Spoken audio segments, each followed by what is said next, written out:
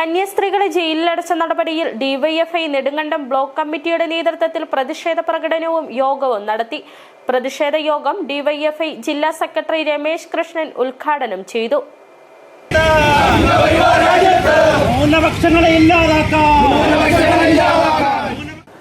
നെടുങ്കണ്ടം കിഴക്കേ കവലയിൽ നിന്നും ആരംഭിച്ച പ്രതിഷേധ പ്രകടനം വികസന സമിതി സ്റ്റേജിന് മുന്നിൽ സമാപിച്ചു.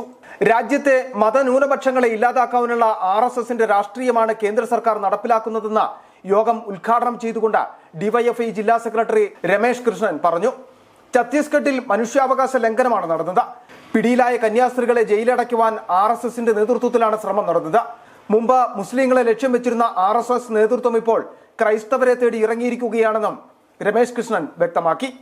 RSSന്റെ രാഷ്ട്രീയം എല്ലാ കാലത്തും ഈ രാജ്യത്തെ മതന്യൂനപക്ഷങ്ങളെ ഇല്ലാതാക്കാൻ, അവരെ രാജ്യത്തിന്റെ രണ്ടാം തര പൗരന്മാരാക്കാൻ നടത്തിക്കൊണ്ടിരിക്കുന്ന ശ്രമങ്ങൾ BJPയുടെ ഗവൺമെന്റ് എല്ലാ പിന്തുണയും കൊടുക്കുന്ന സാഹചര്യം നമ്മൾ കണ്ടുകൊണ്ടിരിക്കുകയാണ്. ഈ തൊട്ടടുത്ത ദിവസമാണ് ഛത്തീസ്ഗഡ് എന്ന് പറയുന്ന സംസ്ഥാനത്ത് മലയാളി ഉൾപ്പെടെയുള്ള 2 കന്യാസ്ത്രീകളെ അറസ്റ്റ് ചെയ്യുകയും ആ കന്യാസ്ത്രീകളെ ജയിലിലടച്ചുകൊണ്ട് അവർ മതപരിവർത്തനത്തിന് നേതൃത്വം കൊടുത്തു എന്ന് പറഞ്ഞുകൊണ്ട് കള്ളപ്രചരണം നടത്തി കള്ളക്കേസിൽ കുടുക്കി ജയിലിലടയ്ക്കുന്ന സമീപനം BJPയുടെ സർക്കാർ സ്വീകരിക്കുന്നത്. പ്രതിഷേധ പ്രകടനത്തിനും യോഗത്തിനും KS അൻസാരി, മിലൻ ജേക്കബ്, ഉണ്ണികൃഷ്ണൻ തമ്പി, കണ്ണൻ രവീന്ദ്രൻ, ശ്രീകാന്ത് രാജൻ, ശങ്കരൻ രാജു തുടങ്ങിയവർ നേതൃത്വം നൽകി. City vision Nedumkandam.